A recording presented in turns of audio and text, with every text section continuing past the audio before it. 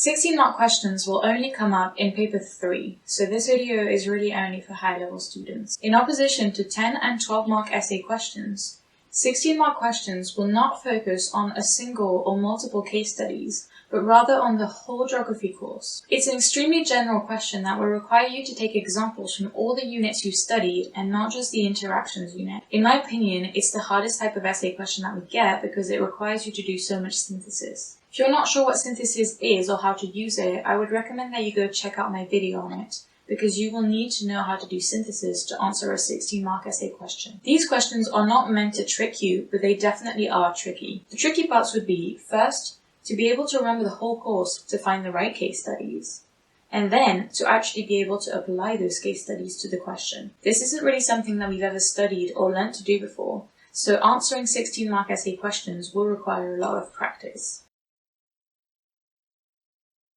You can use L.I.S.T to check that you really understand everything in the question and how to answer it. I've already described what L.I.S.T is in the 10 and 12-mark essay question video, so I recommend that you go check it out if you want more detail, but I'll summarize very quickly what it is. L is for location.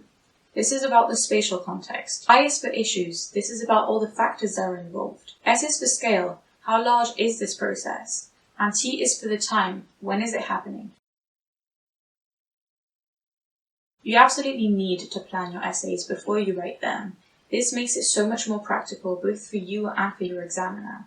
If your essay has a clear and a logical structure, you won't get lost writing it, and your examiner won't get lost reading it. Your plan just needs to be a basic outline of your introduction, your body paragraphs, and your conclusion. I also tend to add specific data that I really want to include in my essay on my plan, so that I don't forget it when I actually come to writing my essay. To help you plan your essays, especially large ones such as the 16-mark question, there is a PDF document attached to this webpage with a template of a plan. This template was created by Richard Holloway, and I borrowed it from his website geographyalltheway.com. I found this template very useful when I was just getting started on my 16-mark essays, and now that I've pretty much got it memorized, I can plan my essays without the template. It is definitely a good starting point though, so I recommend that you use it. So that's all for the 16-mark questions, but if you are struggling with these essays, I recommend that you go ask your teacher for advice, because that's what they're here for.